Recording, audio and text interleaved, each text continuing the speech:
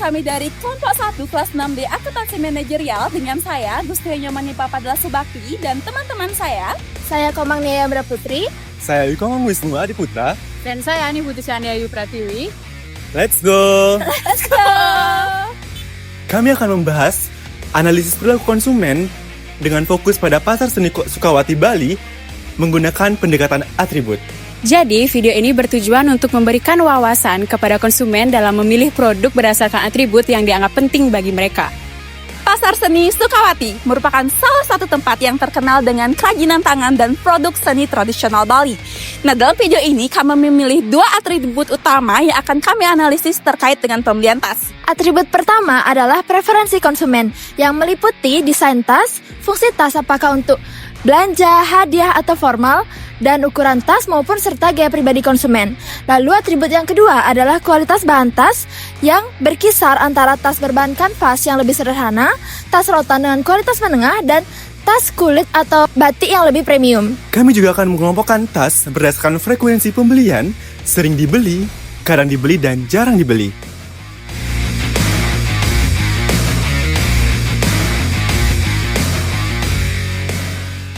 Halo, aku lagi di toko tas. Ini aku mau beli tas. Kalian temanku juga mau nitip, tapi aku masih bingung sih mau nyari tas yang mana. Ini, coba kamu lihat. Ini bagus nggak? Yang ini bagus nggak? Ini juga ada sih. Yang ini yang mana yang bagus ya? Yang bisa dipakai sehari-hari dan juga bisa awet gitu loh. Yang ini, apa yang ini ya? Ini bagus nggak sih? Bingung banget aku. Bagus nggak?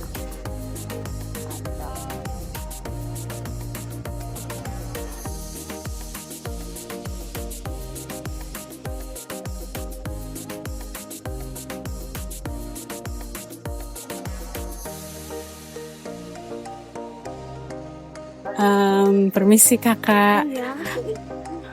Mohon maaf sebelumnya, boleh saya wawancara sebentar? Boleh. Pertanyaan pertama, kakak tuh bisa ceritain nggak alasan kakak memilih tas, dalam memilih tas tuh kayak gimana? Oh, kalau milih tas sih yang penting tasnya itu awet. Terus bisa dipakai gitu loh sehari-hari. Karena kegiatan kita tuh sehari-hari kan cukup intens gitu loh. Intens. Itu aja sih. Terus, apakah kakak dalam memilih tas ini mempertimbangkan harga kak saat memilihnya? Kalau harga sih enggak ya, tapi saya punya anggaran sih kisaran 200 sampai 300-an gitulah. Yang penting tasnya itu awet dan bisa dipakai sehari-hari.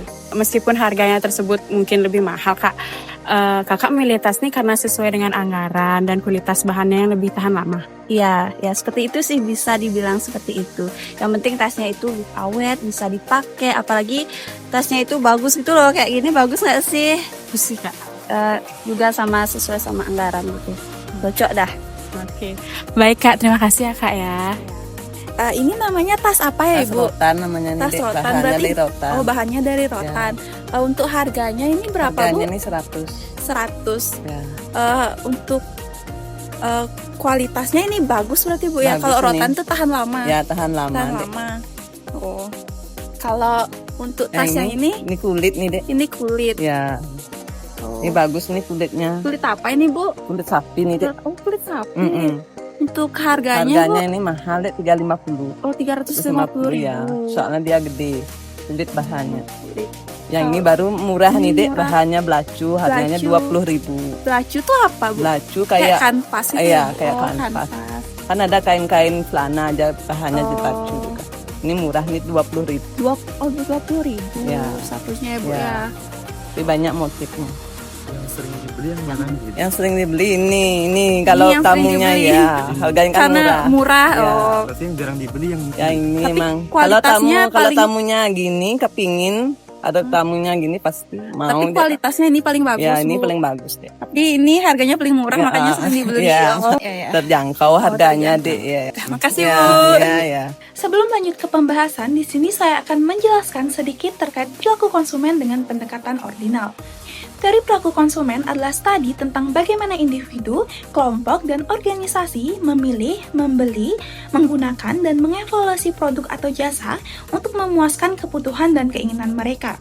Teori perilaku konsumen berusaha untuk menjelaskan sikap konsumen saat membelanjakan pendapatannya untuk memperoleh alat pemuas kebutuhan yang maksimal dengan dibatasi oleh pendapatan dan harga barang.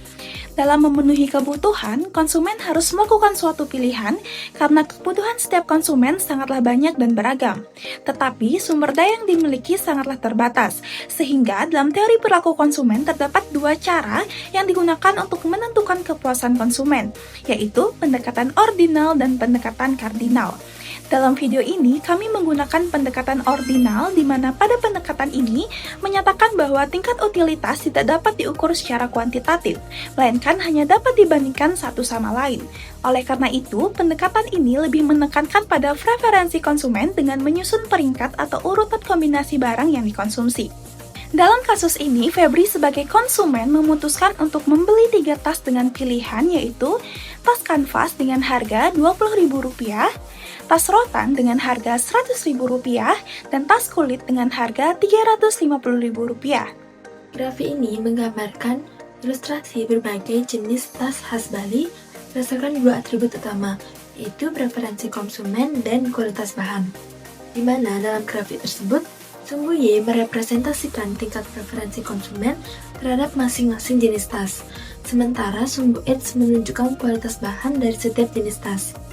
Urutan tas berdasarkan kombinasi antara tingkat preferensi dan kualitas bahan dari yang paling sering dibeli hingga paling premium adalah tas kanvas, tas rotan, dan tas kulit. Dan panjang garis kombinasi antar atribut dalam grafik mencerminkan besar anggaran konsumen serta harga per unit tas yang dibeli. Dari gambar tersebut, dengan memperhatikan kendala anggaran garis kombinasi atribut masing-masing jenis tas, dan setelah mengetahui besarnya sudut dan panjangnya garis, kemudian dapat diturunkan garis depan efisiensi atau efisiensi frontier dengan cara menghubungkan ujung masing-masing garis atribut. Nah, garis yang menghubungkan ujung kombinasi garis atribut ini disebut dengan efisiensi frontier atau garis depan efisiensi. Pada gambar, menjelaskan bahwa anggaran tertinggi mencerminkan kepuasan tertinggi yang disebut kepuasan nyata atau real. Karena konsumen mengalokasikan anggaran lebih besar untuk memperoleh produk tas kulit daripada pilihan lainnya, dengan jumlah anggaran yang dikeluarkan adalah sebesar Rp350.000 dari total anggaran Rp300.000-an. Selanjutnya yaitu kurva indiferensi bayangan, di mana kurva indiferensi bayangan pada kasus ini yaitu karena harga tas kulit relatif lebih mahal, konsumen memiliki harapan untuk mendapatkan potongan harga agar tetap merasakan kepuasan dari pembelian tersebut, di mana kepuasan yang timbul akibat harapan diskon ini disebut sebagai kepuasan bayangan, yang ditunjukkan oleh kurva IC aksen yang berada di bawah kurva kepuasan nyata atau real. Dan dalam kasus ini, tas dibeli tidak hanya untuk konsumsi pribadi oleh Febri, tetapi juga untuk dua temannya yang menitipkan tas. Sehingga pertimbangan utama dalam memilih produk adalah kualitas bahan yang tahan lama. Misalnya, apabila konsumen membeli 3 tas rotan dengan harga yang setara dengan 1 tas kulit, maka diperlukan tambahan anggaran sebesar Rp200.000 agar total harga menjadi Rp300.000. Pilihan ini dianggap dapat memberikan tingkat kepuasan yang lebih tinggi dibandingkan hanya membeli satu tas kulit dengan harga yang hampir sama. Baik, di sini saya akan melanjutkan untuk kesimpulannya. Jadi, kasus ini menerapkan pendekatan atribut untuk menganalisis perilaku konsumen dalam proses konsumsi. Nah, pendekatan ini menyoroti bagaimana konsumen dalam hal ini mengalokasikan anggaran yang dimiliki guna memperoleh tingkat kepuasan optimal saat membeli berbagai jenis tas oleh-oleh khas Bali. Konsumen dalam kasus ini, yaitu Febri, mencapai kepuasan maksimal ketika terjadi titik singgung antara garis efisiensi frontier dan kurva indiferensi pada pilihan tas kulit. Febri juga memiliki kepuasan potensial atau kepuasan bayangan yang akan tercapai jika ia mendapatkan potongan harga saat membeli tas kulit. Nah, alternatif lain dari kepuasan tersebut muncul saat Febri mempertimbangkan membeli 3 tas rotan dengan harga yang setara dengan harga 1 tas kulit, yang juga memberikan nilai kepuasan tersendiri baginya. Melalui analisis ini, kami berharap konsumen dapat mengambil keputusan dengan bijak saat memilih produk, baik itu dari seni pasar Sukawati dan pasar lainnya. Dan kami juga mengucapkan terima kasih kepada narasumber yang telah berbagi pengalaman kepada kami dan juga para penonton yang telah meluangkan waktu untuk menonton video ini. Dan semoga video ini bermanfaat dan membantu kamu dalam mengambil keputusan pembelian yang rasional. Jangan lupa untuk berbelanja secara bijak dan selalu utamakan kebutuhan kamu. Terima kasih, dan dengan video ini semoga kita mendapatkan produk lokal berkualitas yang sesuai dengan harapan. Bye! Bye! Itu bahannya tuh bagus banget.